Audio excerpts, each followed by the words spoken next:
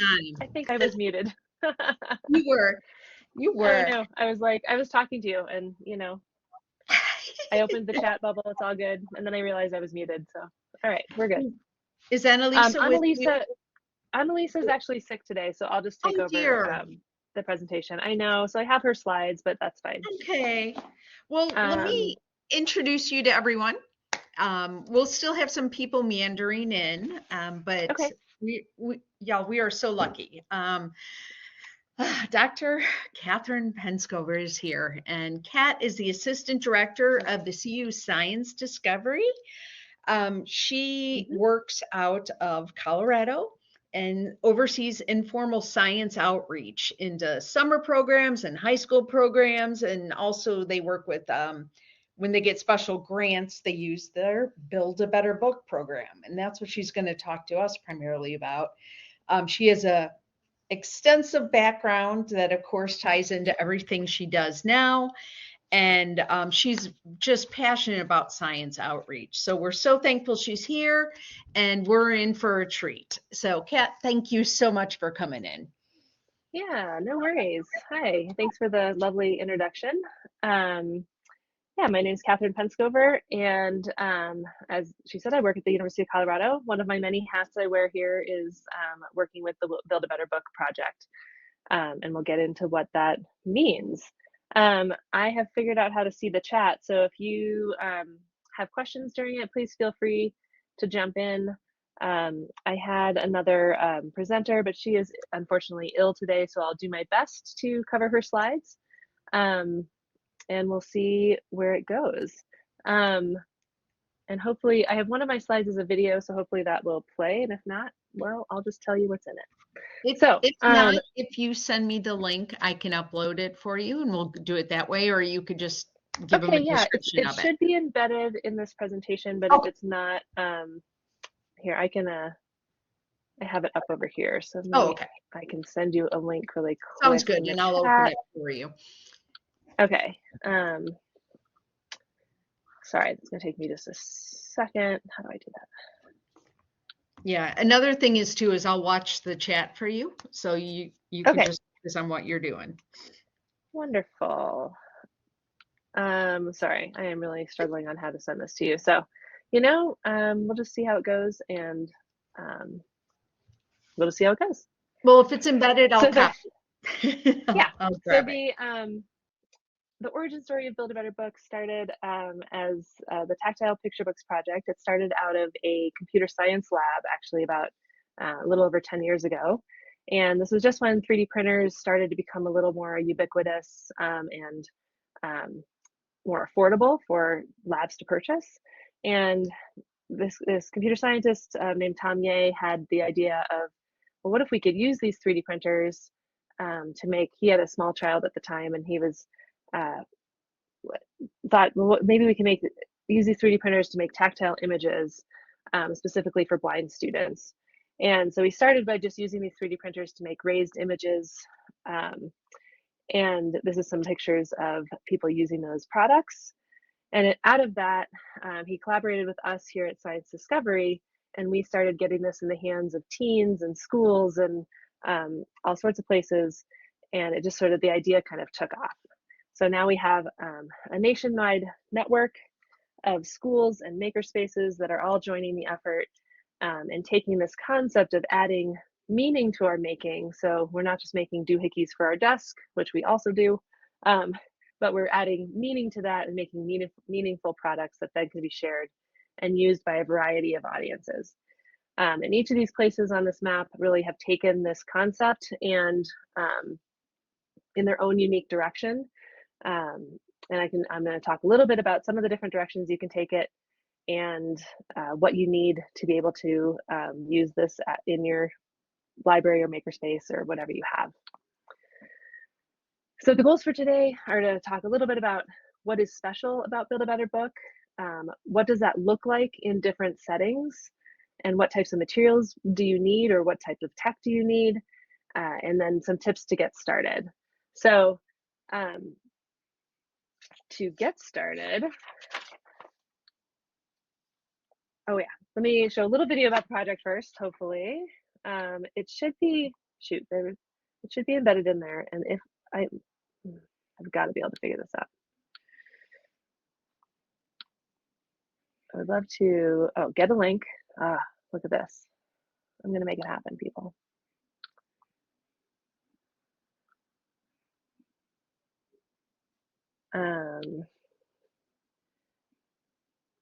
Here, I'm going to send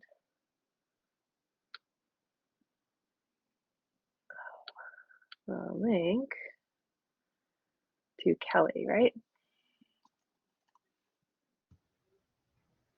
Yeah, I'm Amy, if that, but I bet. Or Amy, sorry. Yeah, Kelly, even though oh, I that's know. right. Amy, you were going to be, right.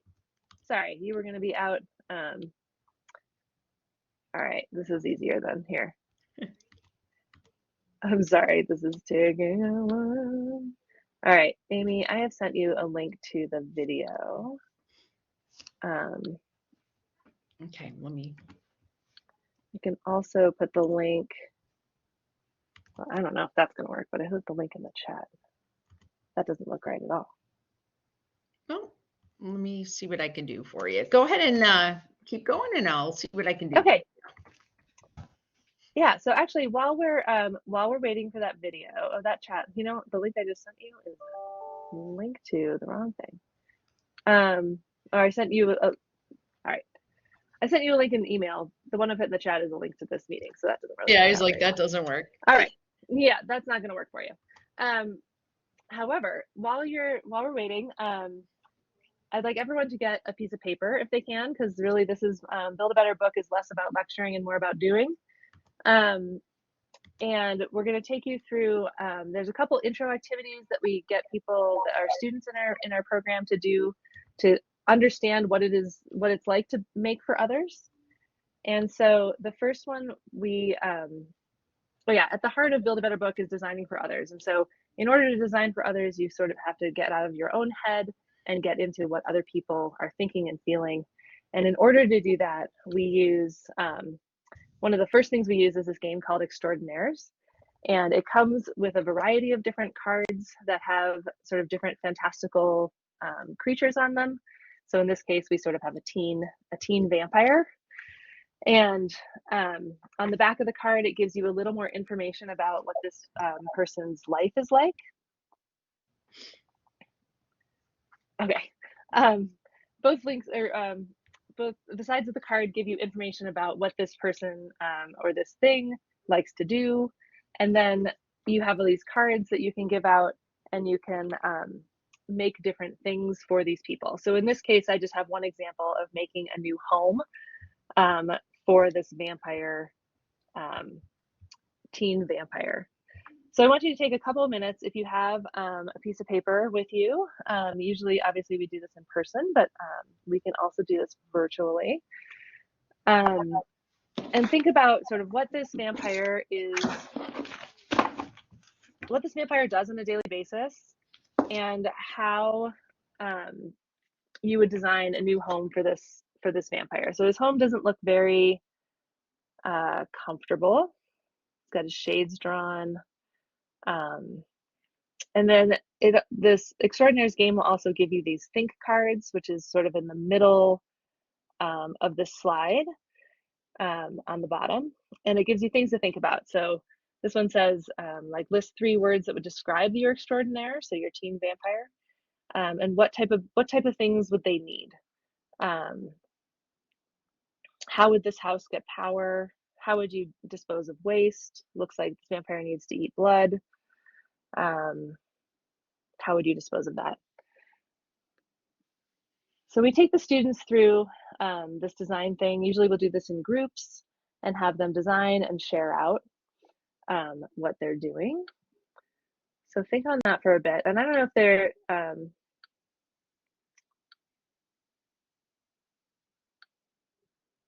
hold on. I don't know if anybody can share out on this format. Looks like maybe, oh.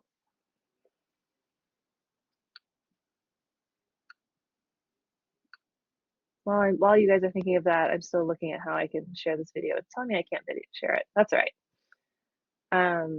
For some reason I can't get there, which is okay. All right, so the first thing we do is take kids through extraordinaires. And we have them share out their designs. There's a lot of different extraordinaires cards. They're really fun to look at. They're all sort of fantastical creatures and beasts. So we're not yet talking about sort of the real struggles of people in the world, but it really gets students thinking outside the box and outside of their comfort zone. You might be thinking, what do I need to host Build a Better Book in our setting? What you need can be as simple as craft materials and as expensive as 3D printers and laser cutters. So the brilliance of this idea is that it works in many different settings with many different things that you have. So in this picture, I have a whole slew of pictures from different workshops we've done. We have up in the upper left, we have Shalini, who's exploring a 3D image that was created with swell paper. So this is a type of paper that wherever the lines are, when you put it through this machine, it will raise the lines. We have a student in the middle who's working with Braille. We do this quite often. Students get fascinated with how do blind people read, and we talk about Braille and we teach them the basic Braille, and we use these slates and styluses so they can create their own Braille, and they get very into that. It's also a really fun engineering sort of design challenge because you have to write the Braille backwards. So that's kind of a spatial thing they get to learn. We've worked with clay.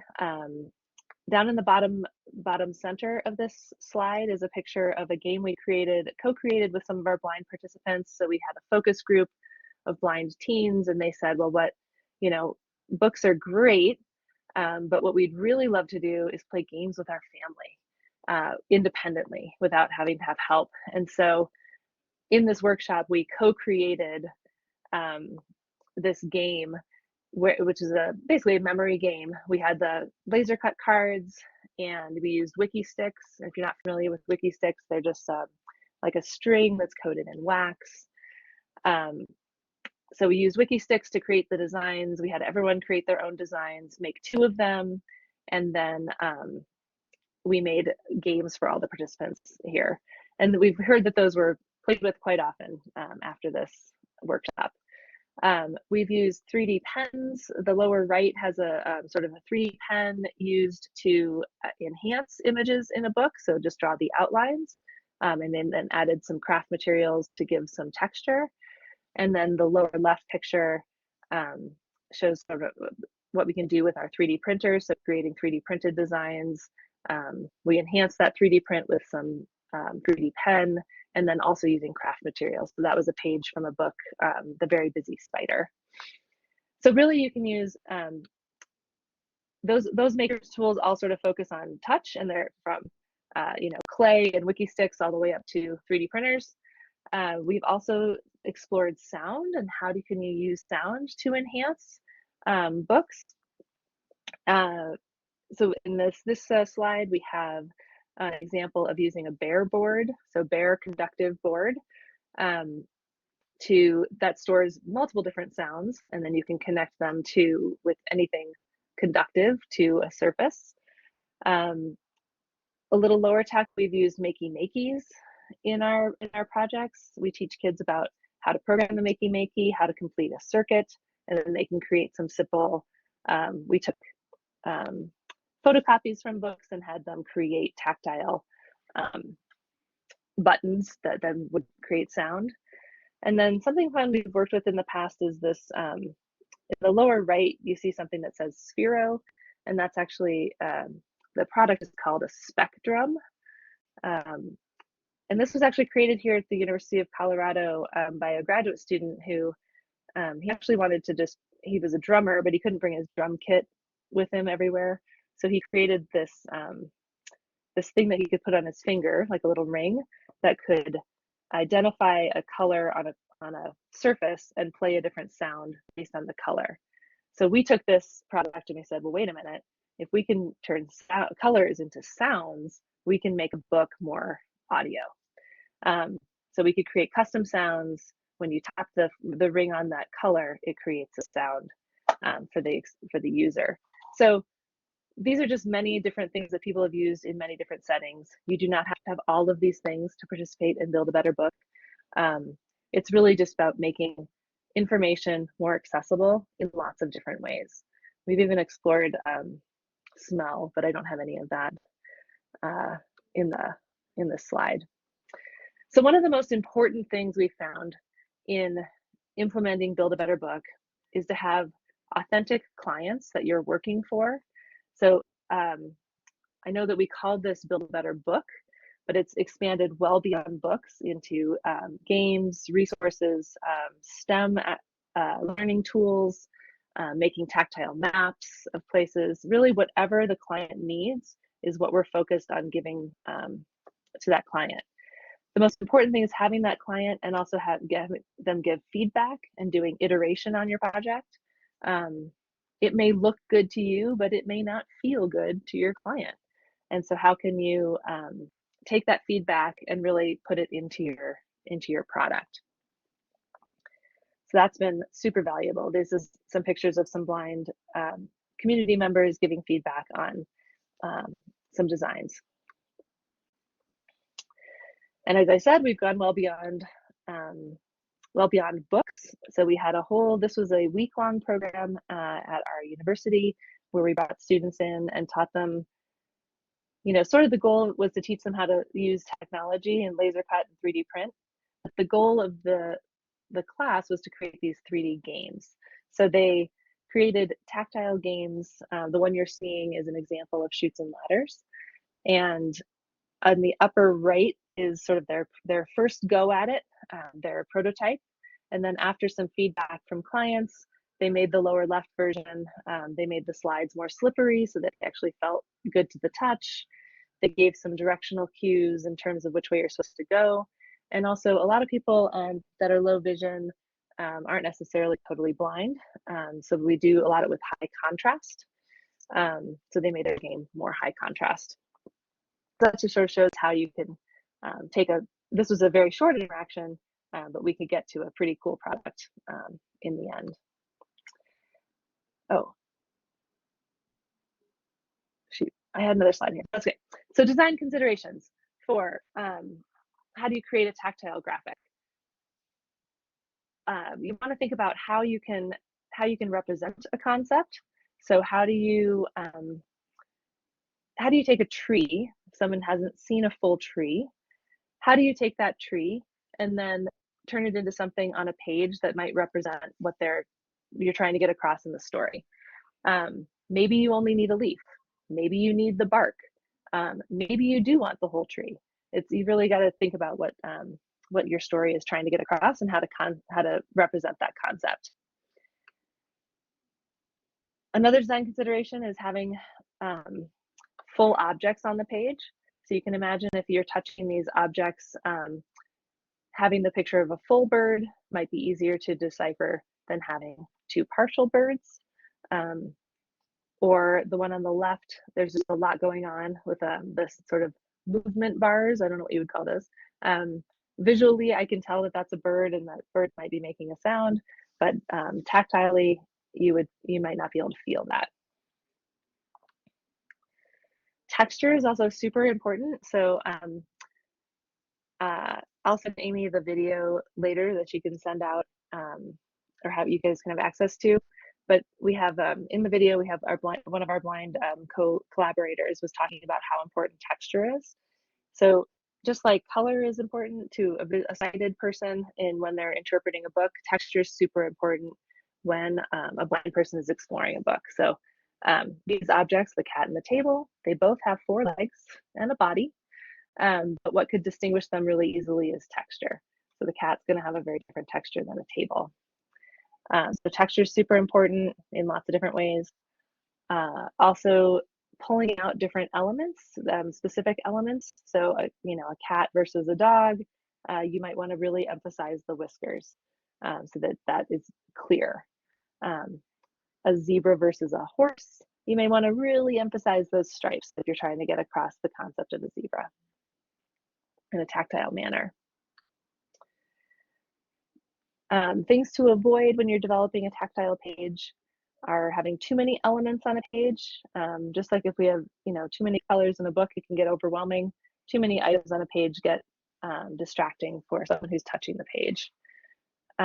Abstract images are really hard to interpret. Overlapping shapes just become one shape when you're touching them. So how do you, separate those pieces on the page? And too much detail. So for this cow overlapping with the fence, it's hard to tell where the cow ends and the fence begins, and it might sort of all mush into one thing. So along with that extraordinaires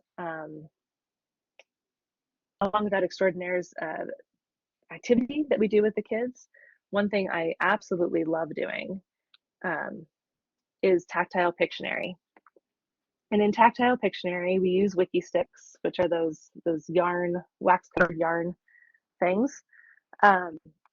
Some sort of paper, or sometimes I use a manila folder. And then we also have a series of blindfolds. And I put them into groups. I put students into groups of 2 or 3, usually 3 to 4 maybe people. I have everyone blindfolded except for the designer. So the designer has the wiki sticks. They're given a prompt. So in this case, the prompt was pig. And they design something that hopefully feels like a pig. They give it to their blind teammates, who have to then explore the picture and see if they can figure out what it is. I do end up giving them sort of a broad category, because coming at a tactile image, especially if you're not familiar with feeling a tactile image, if you don't have a category or something to place it in. So in this case, I would have said animal. The possibilities are just very vast. So I gave them the prompt of pig. These are 3 designs that were created by different people and then given to your teammates to explore. And what I love about these 3 in particular are just the variation of how do you design for a pig. So the top right person really focused on the snout of the nose as the important feature. Down in the lower right, you can see the snout is emphasized, and also the curly tail, and then it has 4 legs. And then I love the one on the left, because that was actually designed by one of our blind participants, and he really just took, what's the most important to describe pig. It may not look like a pig to me when I see it, but that's not the point. The point is to get it across tactilely. And so he really focused on the curly tail and the snout on the nose, and really what was in between was inconsequential. So tactile Pictionary is really awesome. And usually what I find is when I take students through tactile Pictionary, before I give them the design considerations, they actually come up with the list on their own. And so an example of the design considerations that the students have come up with are that the image that you make needs to be big enough to explore with your fingers, so you can see, quote unquote, a different level of detail with your fingers than you can with your eyes. And so they learn that. They say, okay, this needs to be bigger because I can't tell the difference between these 2, small features that you made.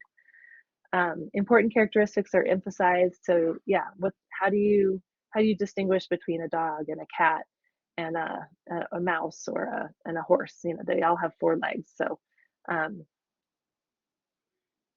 in really emphasizing those important characteristics is super important. Orientation is important. So a lot of times you don't think about that when you're looking at something, because you can see, sort of what's up and what's down.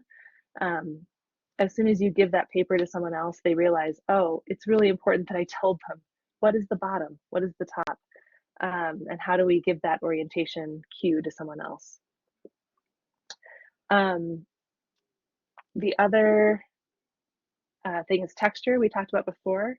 Texture can really bring out the details in a page. So obviously when you're doing this with wiki sticks, they can't really, there's one texture that they're using. But giving texture cue, the students decide on their own that texture is super important, because they're saying, oh, I wish I would have known that this was slippery. I could have told it was or scaly, I would have said it was a snake. The two others I put on here, representation is consistent. So if you're doing multiple pages of something, it's helpful if representation is consistent, or at least it's explained why it changes. So if you're representing a tree as a leaf throughout your entire book, that's great. If it changes from page to page, that can get super confusing. And sometimes making a key is just really helpful. Like when you feel this texture, that means cat. When you feel this texture, that means alligator, whatever. So that can be super helpful as well. So I really like this. This was just a teacher in a school art program, and I hear quotes similar to this in many different projects. So I'll just read it to you guys. It says, we were in an art classroom, and I think it was the first time ever that they made art that wasn't visual. Instead, it was all tactile. I mean, it ends up being a little visual because they are, but we're asking them to design for a completely different purpose, which is to feel instead of sight. I'm not going to say that they understood what it was like to be blind. They don't. But at least it made them aware that something that we have, or that it's something that we have to look out for, and not everyone is experiencing the world in the same way. So it was really powerful for our kids. And I hear this a lot from people who do sort of a Build a Better Book project, and from the students is I've heard many students say, I just didn't think about how someone else would interact with this material, or I just didn't think about if I couldn't see, how would I read this map, or how would I play this game? And it really just opens people's minds and students' minds to different ways of interacting with information, and how can you make that more universal?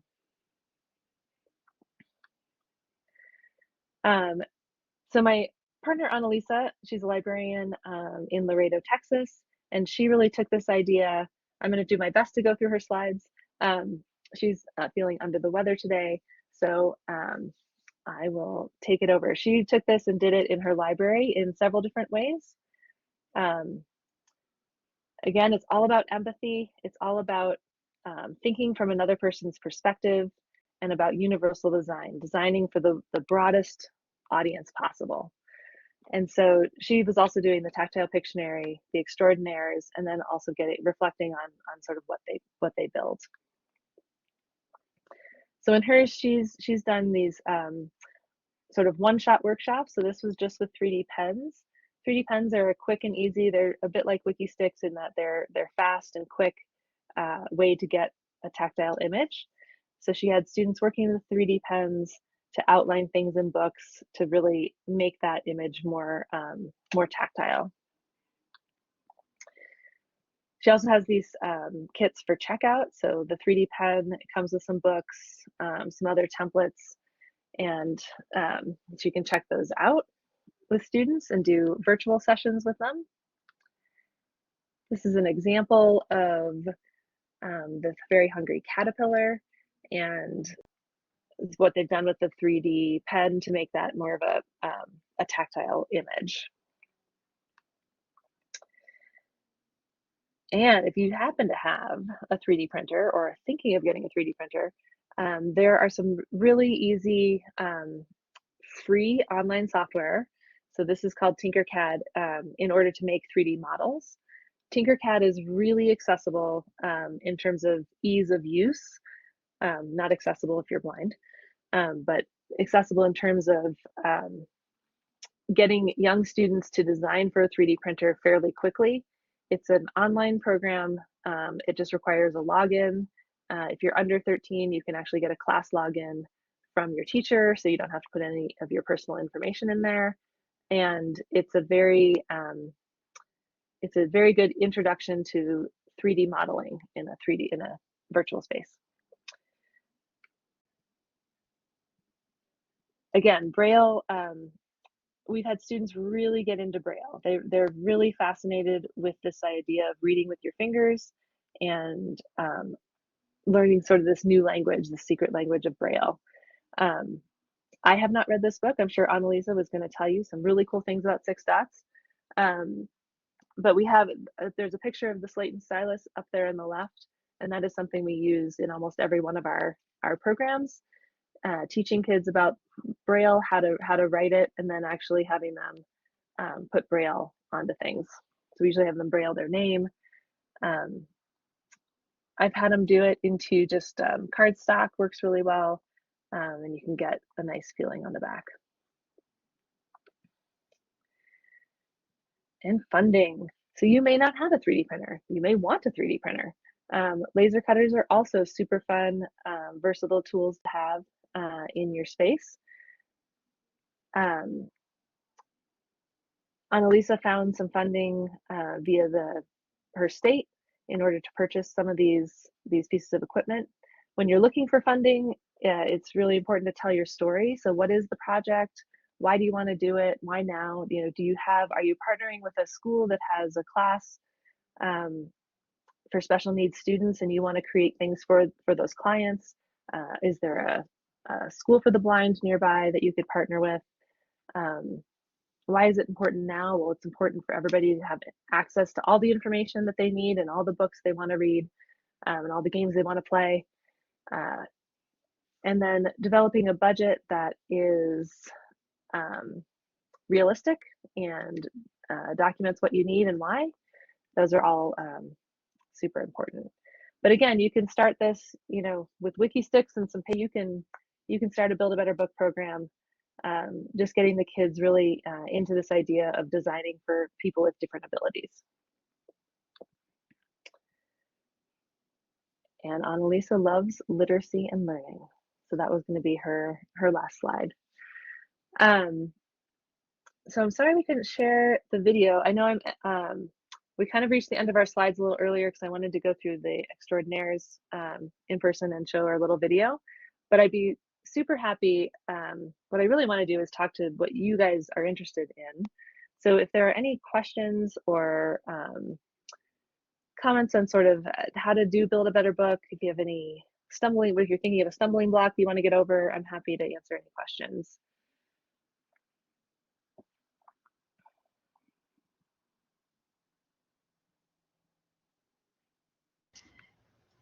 If you'd like, you're more than welcome to grab the microphone and go ahead and speak, or if you'd prefer, you're welcome to type into the chat box. Both of those are fine. One thing I like specifically that you talked about was the kits that you put together, and or just even orienting programs toward different senses.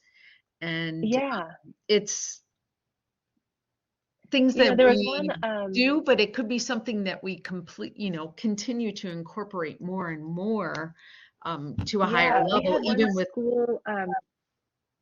I was thinking of a project in particular. We had one school that created, they did Build a Better Book project in their class, and they created kits of materials that then they had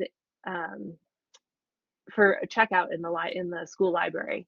So it was kind of a neat full circle. Students could see their work getting checked out in the library, and those kits could be anything from a series of 3D models that go with a book so that they can sort of act out the book as it's being done, or maybe it's just some textures that go along with different pages that sort of give you a feeling of warm fuzzy or anyway, there's a lot you can do with that. And checking stuff out from the library is a neat concept.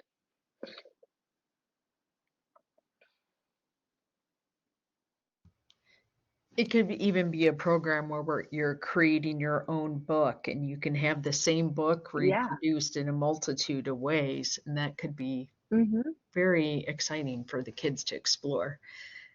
And we have on our website, which I'm not sure I put in our presentation, but I'm sure we can get it out there. On our website, Build a Better Book, we have a whole design gallery, and we encourage people, we never have the perfect design, right? The perfect design is going to be, well, it's hard to attain, and it's also depends on the person you are designing for. But we have designs up there that you can start from and then create your own and then upload your design to really grow the design gallery. I wonder if you could talk a little bit about how you've worked with teens with this too. Yeah, so we've worked with teens in many different ways. So we've done sort of one-shot workshops in libraries and maker spaces where we just focus on sort of one technology, all the way through to we have a teen internship now that we're funded to do, where we have about 16 teens. They're usually in high school. We recruit them from sort of underserved populations in STEM. So we're really trying to hit people that might not see themselves as engineers or STEM people. And we teach them the technology. So we teach them how to 3D print and how to laser cut, and we set them up with an actual client. So we've worked with the Anchor Center for the Blind, which is a blind preschool. We've worked with school groups and people with other disabilities, like physical disabilities as well. We give them an actual client, and then through the summer, they work with that client to develop something for that client. And that's been super successful and fun. This last summer, we created Anchor Center for the Blind wanted signs for their garden that the students could explore and interact with. So the signs for the garden had a tactile piece about what was growing in that spot, but then also a QR code that could tell them more about the object. Mm-hmm. So if they walked around with it and could scan the QR code, they could hear about the thing.